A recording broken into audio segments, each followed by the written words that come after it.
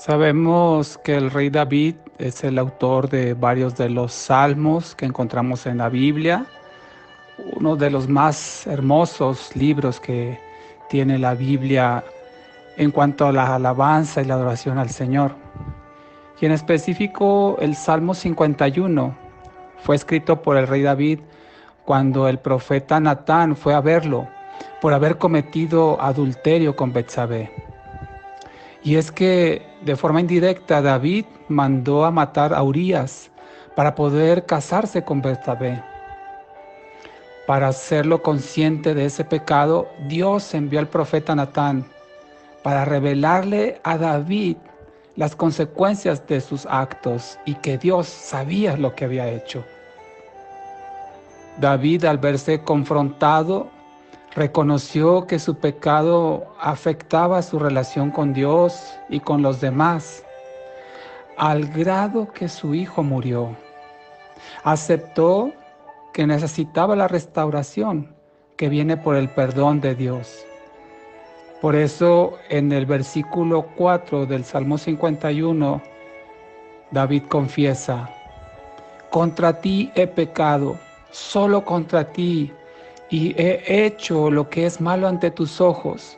Por eso tu sentencia es justa y tu juicio irreprochable. Le estaba confesando David su pecado a Dios, a quien había ofendido.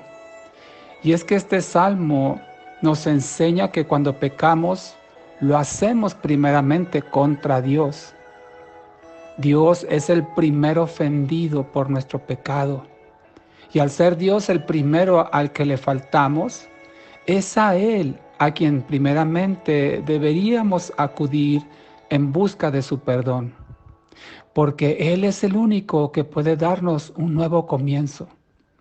No importa cuán grande haya sido nuestro error, mayor es el amor de Dios que nos puede perdonar y limpiar de nuestra maldad.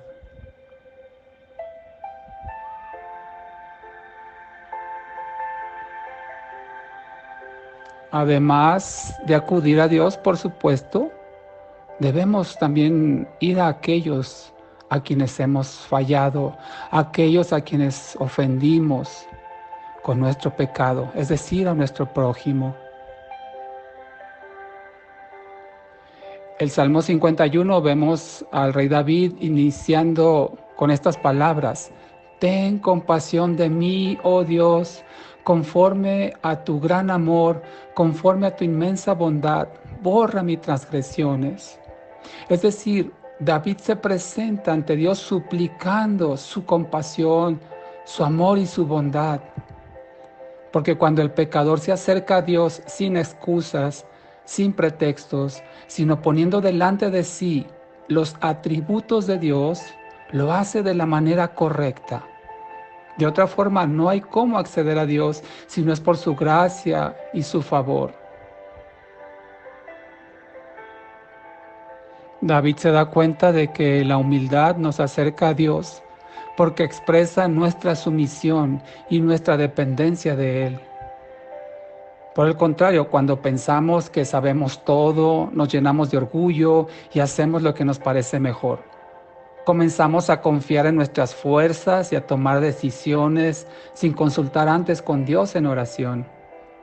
Debemos crecer en humildad, reconocer que Dios sabe lo que es mejor para nosotros. Al obedecerle, disfrutaremos de la plenitud de bendiciones que Él tiene reservadas para quienes somos obedientes a su voluntad.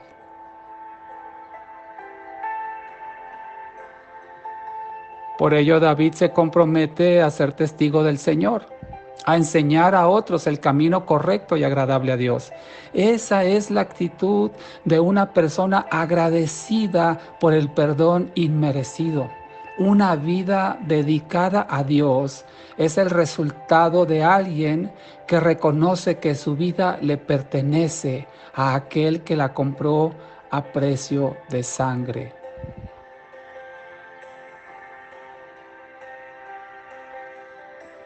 En contraste a esta actitud que vemos de David en el Salmo 51 y en muchos otros salmos donde David reconoce su pecado y se presenta ante Dios suplicando su perdón, contrario a esa actitud, vemos en la Biblia otros casos de personas que sí reconocieron que pecaron, pero que no hicieron más allá de aceptar su falta. Un par de ejemplos de ello lo encontramos el primero en Faraón, en Éxodo 10, versículos 16 y 17. Dice la palabra del Señor que Faraón declara ante Moisés y Aarón, admite, dice, he pecado contra el Señor su Dios y contra ustedes. Yo les pido que perdonen mi pecado una vez más y que rueguen por mí al Señor su Dios, para que por lo menos aleje de donde yo estoy esta plaga mortal. Veamos esta actitud de Faraón. Sí reconoce su falta, reconoce que ha pecado contra Dios, que ha pecado contra Moisés y Aarón. Lo reconoce y dice, rueguen por mí al Señor, para que aleje, cuando menos donde yo estoy, esta plaga. Es decir, Faraón reconoció su pecado y pidió perdón a Moisés y Aarón, pero no buscó a Dios directamente para pedir el perdón de Dios. Realmente no estaba arrepentido, porque poco después de admitir esta falta, Faraón volvió a ser tan duro como era con los israelitas, todavía peor. Y él buscaba solamente un beneficio personal. Por eso dice, ruéguenle para que al menos donde estoy yo, aleje esta plaga mortal. Y dice, al Señor su Dios. Ahí vemos la actitud de una persona que está alejada de Dios, aunque reconoce su falta y la confiesa, no quiere cambiar, porque no quiere tener una relación personal con Dios. Otro ejemplo lo encontramos en Saúl, el rey Saúl, en primer libro de Samuel, capítulo 15, versículo 20. Dice la palabra del Señor. Y Saúl respondió, yo he pecado, pero ahora hónrame, por favor, en presencia de los ancianos de mi pueblo y delante de Israel, volviendo conmigo para que yo adore al Señor tu Dios. Nuevamente vemos aquí a una persona, en este caso el rey Saúl, reconociendo que desobedeció a Dios, que cometió pecado. Pero a Saúl le importó más guardar su honra delante de la gente, delante de su pueblo. Le importó más eso que buscar a Dios para suplicarle perdón. Podemos ver que Saúl no tenía una relación personal con Dios, porque le dijo a Samuel, al Señor tu Dios. Jehová el Señor, el Dios de Samuel, no era el Señor de Saúl. Así es que en este par de ejemplos de Faraón y Saúl que reconocen su falta, que la confiesan, pero no se acercan a Dios, podemos ver que no es suficiente con solo confesar, no es suficiente con solo reconocer que se ha pecado, no es suficiente con sentirse mal. Es necesario ir a Dios en arrepentimiento, buscar convertirse y poner su fe en Dios. Todo esto es necesario para ser perdonado.